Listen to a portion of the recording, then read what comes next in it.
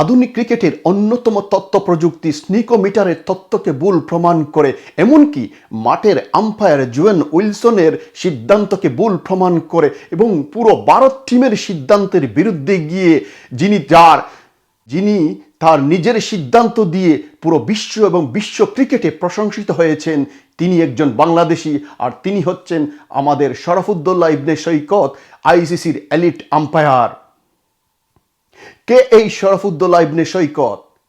2010 সালে বাংলাদেশ এবং শ্রীলঙ্কার ম্যাচ দিয়ে অভিষিক্ত হওয়া শরফুদ্দৌলা ইবনে সৈকত ইতিমধ্যেই 24টি টেস্ট, 100টি ওডিআই এবং 73টি টি20 ম্যাচ পরিচালনা করেছেন।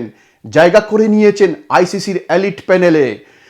দক্ষিণ আফ্রিকার মায়াস ইরাসমাস অবসরে যাওয়ার পর তিনি এলিট প্যানেলে যুক্ত হন।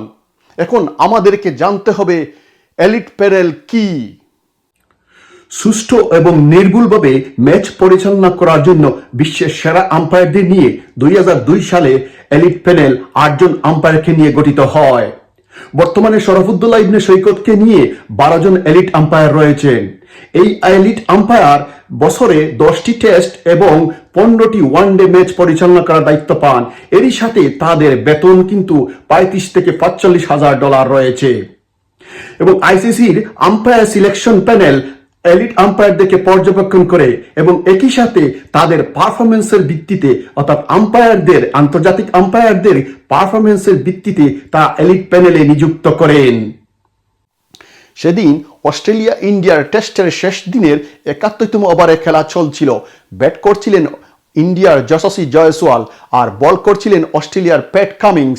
তার একটি বাউন্সার পুল করতে গিয়ে বলটি উইকেটরক্ষক অ্যালেক্স ক্যারির হাতে চলে যায়। সাথে সাথে তিনি আউটের জন্য আবেদন করেন। মাঠের আম্পায়ার জোয়েন উইলসন তা নাকচ করে দেন।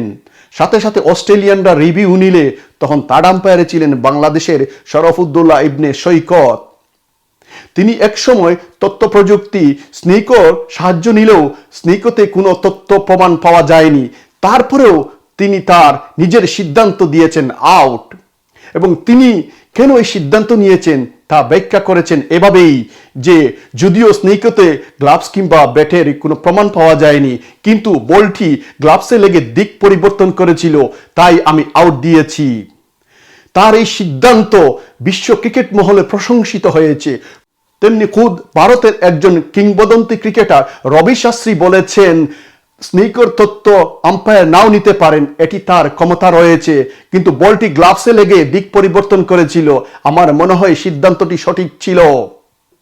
স্নিকো এবারই প্রথম নয়, এর আগে 2-1বারও বল ব্যাটে লেগেছে কিন্তু স্নিকো ধরতে পারেনি, কিংবা বল ব্যাটে লাগেনি কিন্তু স্নিকো দেখিয়েছে বল ব্যাটে লেগেছে। তাই আমাদের শরফুদ্দৌলা সৈকত আবারও স্নিকোকে চ্যালেঞ্জের মুখে দাঁড় করিয়ে দিয়েছেন। সাথে সাথে এই বাংলাদেশি আম্পায়ার বাংলাদেশকে নিয়ে গেলেন অনন্য উচ্চতায়। তার এই গর্বিত সিদ্ধান্ত আগামীতে এলিট প্যানেলে তার আরো জায়গা পাকাপোক্ত করে তিনি বাংলাদেশকে আরো সম্মানিত করবেন, এটাই আমাদের একমাত্র কামনা। Shahidur Rahman Suhel, Birmingham, Bangla TV.